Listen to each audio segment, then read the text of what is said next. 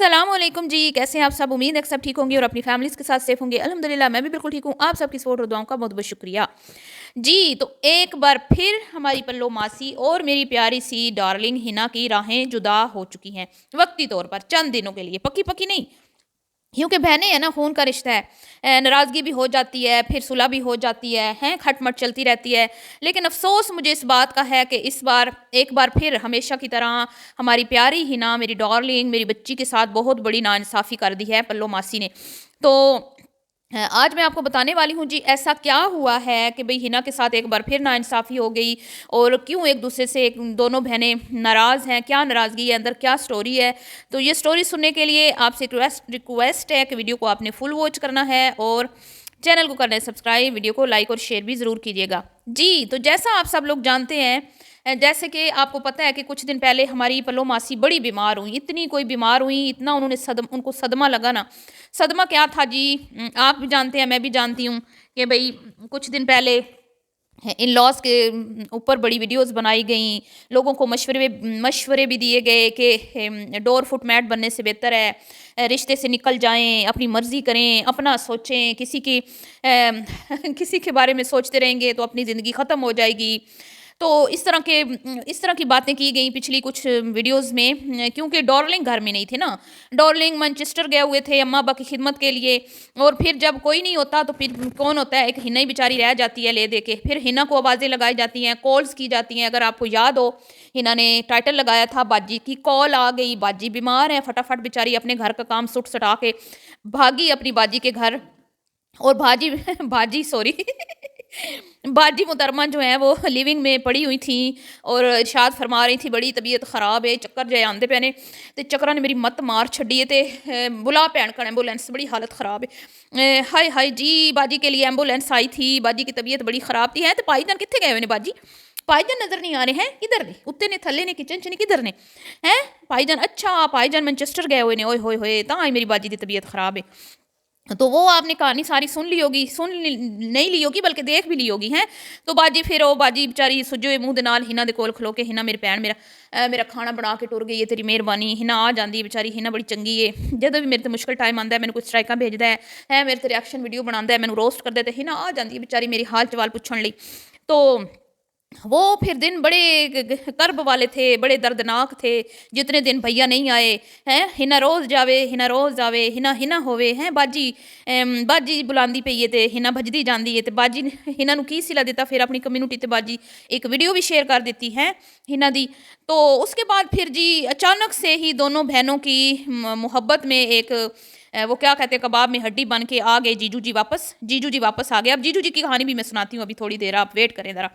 तो जीजू जी जैसे ही आए हैं तो बड्डी बाजी ने अपनी बहन से किया हुआ वादा फौरन से तोड़ दिया। वादा क्या किया था जी, हिना कहती सी कि मेरी बाजी नूं ना बड़े झटके लगते पे ने, मेरी बाजी बड़ी बीमार है, बाजी जाना भी है फूड फैसटिवल ते, बाजी महीने दे एंड ते उत्थे भी जाना है, वीडियो भी बनानियां ने, ते बाजी नूं बंदे दी जरूरत भी होएगी, ते मैं नहीं कलियां जान देना अपनी भैन नूं। है मेरी वड्डी बाजी इन्नियां साडे लई कुर्बानियां दित्तियां, ते हुण जदों मेरी बाजी दी तबीयत खराब है, ते ये किस तरह किंज हो सकदा है कि मैं बाजी दे ना सोचां, मैं वसीम बीमार नूं छोड़ के चली जावांगी।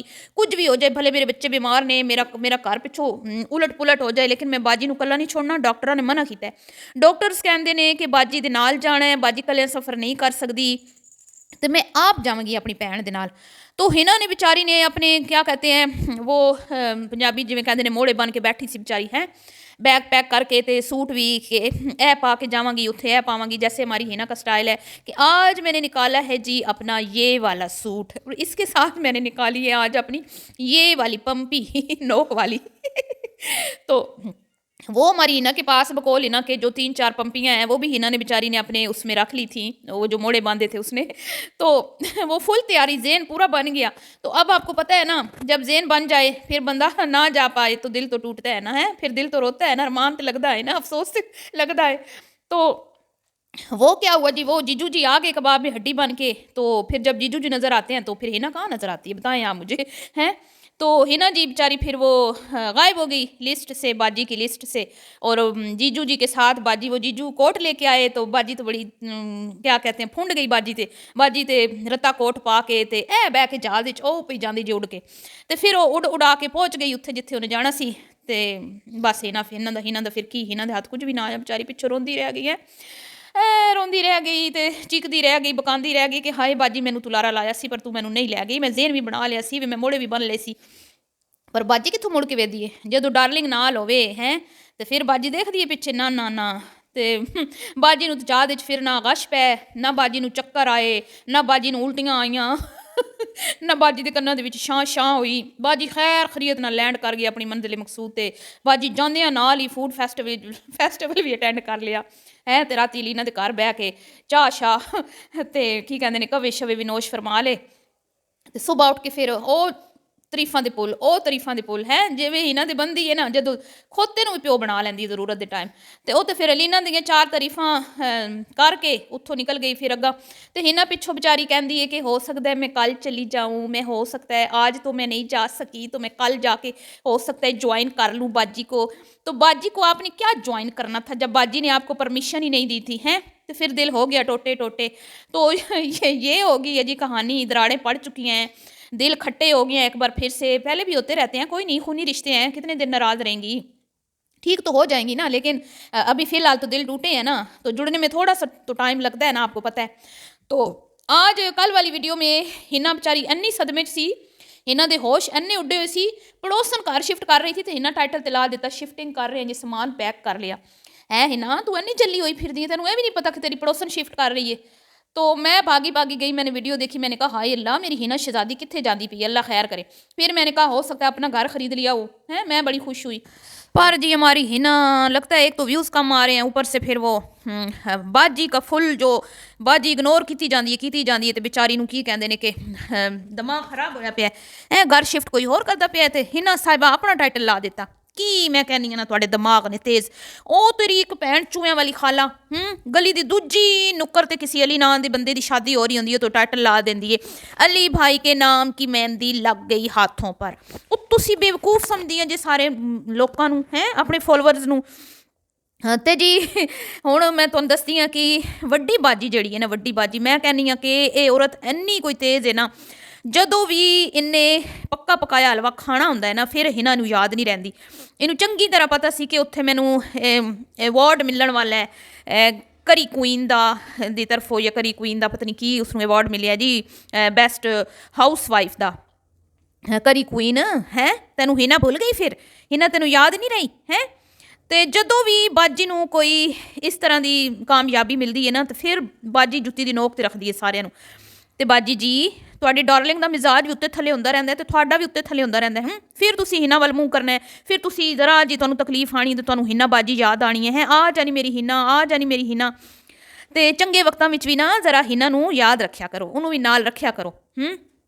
ਕੋਈ ਨਹੀਂ ਹਰਜ ਹੁੰਦਾ, बेचारी ਦਾ ਦਿਮਾਗ ਬਿਲਕੁਲ ਖਰਾਬ ਹੋਇਆ ਪਿਆ। व्यूज़ आते कोई नहीं पे, व्यूज़ तो खैर वड्डी बाजी दे भी कोई नहीं आ रहे। तो बहरहाल जी अब आपको पूरी कहानी पूरी स्टोरी समझ आ गई होगी कि भाई क्या मसले मसाइल हैं। और मैं आपको अब बताती हूँ जीजू की कहानी। जीजू कल मेरी प्यारी डार्लिंग हिना गाना गुनगुनाती पई सी, बई तेरे मेरे विच ना कोई आवे तीजा, ना कोई भैन ना सहेली ना ही जीजा।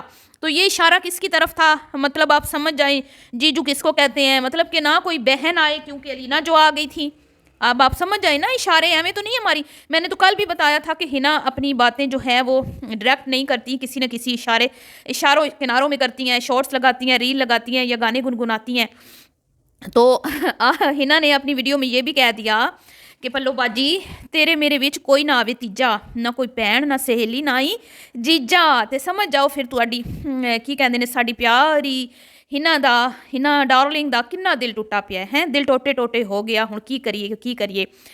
तो बस जी हिना जी अब वेट करें कि निया आपको वॉयलेट जो है वो वड्डी बाजी कब दिलवाती हैं, क्योंकि आपने इशारों किनारों में ये भी कह दिया कि यह मैनू अलीना ने दिता सी ते हुण मैं उदों सुटना जदों मैनू किसी होर भैन ने नवां लैके देना है। तो वो इशारा भी किस तरफ था वो भी मैं समझ गई थी, वड्डी बाजी की तरफ था। सारी बात है वही लेके देंगी आपको है, चूहियां वाली खाला तो नहीं लैके देगी, उससे तो कोई उम्मीद नहीं है।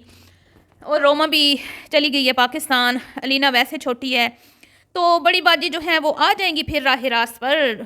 मिजाज हमारे ऊपर नीचे होते रहते हैं, झटके कभी लगते हैं तो कभी हम ठीक होते हैं, कभी हमारे BP हाई होते हैं तो कभी हमारे शुगर लो होते हैं। कभी हमारा परहेज़ी खाना होता है, तो कभी हमारा बद-परहेज़ी खाना होता है। तो बाजी का मूड तो सुबह और तो शाम और, तो घड़ी माशत घड़ी तोला। तो है ना, आप टेंशन ना लो, बाजी ने फिर किधर जाना है, आना तो तेरे कोल सू। मिलती हूँ जी नेक्स्ट वीडियो में, अल्लाह हाफ़िज़।